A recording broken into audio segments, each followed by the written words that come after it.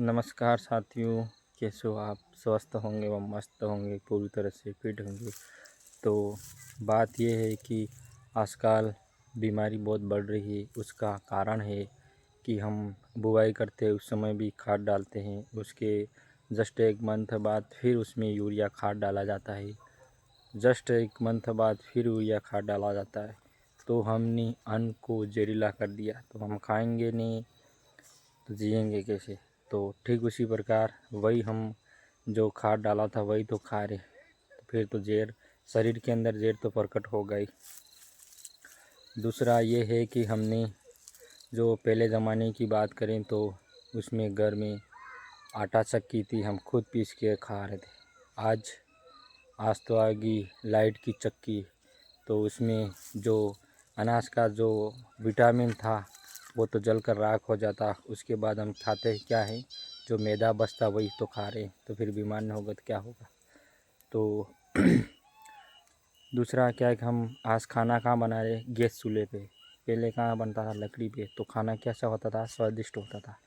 तो हर प्रकार से प्रकृति को हमने नष्ट कर दिया, तो फिर बीमारी नहीं होगी तो क्या होगी? तो ज़्यादा से ज़्यादा पेड़ पौधे लगाने की अपील करता हूँ, और पेड़ पौधे लगाएं।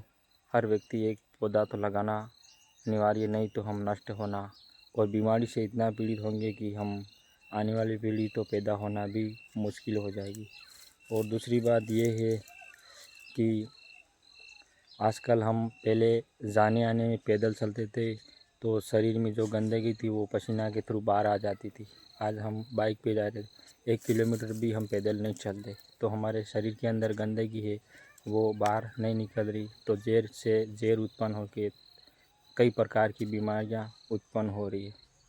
तो उस प्रकार और दूसरी बात यह है कि आजकल विज्ञान का युग चल रहा, अच्छी बात है, परंतु बात यह है कि पहले हम पानी पैदल जाना, माथे पे लाना, कुएं हैंडपम्प से, नदी नालों से इस प्रकार का पीने का उपयोग करते थे। आज मोटर आ गई, तो मोटर से हम पानी पी रहे हैं, कपड़े भी मशीन से धो रहे, तो इंसान कुछ भी हिलना डुलना तो करता है नहीं, तो फिर पसीना कैसे बाहर निकलेगा?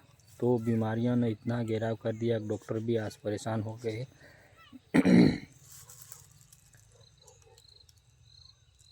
और खाना भी बाज़ार में कई प्रकार का केमिकल आ गया, समोसा कचौरी वगैरह, तो भी खाने में जहर ही उत्पन्न हो रहा है।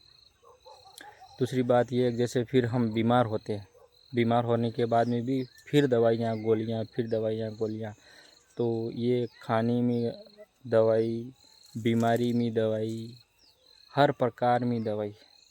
जैसे हमने प्रकृति को तो हमने समझा ही नहीं। विज्ञान आज चंद्रमा पे पहुंच गया, वो बात अच्छी है, परंतु प्रकृति को भी समझना ज़रूरी है।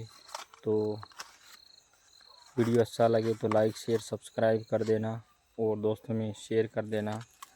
और निवेदन यह है ज़्यादा से ज़्यादा अपने शरीर को योग करें और हाथ से काम करें, हर प्रकार का पसीना निकालने की कोशिश करें, तो ही हम बीमारी से बच पाएंगे, नहीं तो हम 50 की उम्र में ही चल बचेंगे। वैसे 100 का टाइम दिया, पर 100 में कौन जी रहा आजकल? टेंशन में, बीमारी में, ये न वो करके 50 में निपट गए, न जय श्री राम हो गए।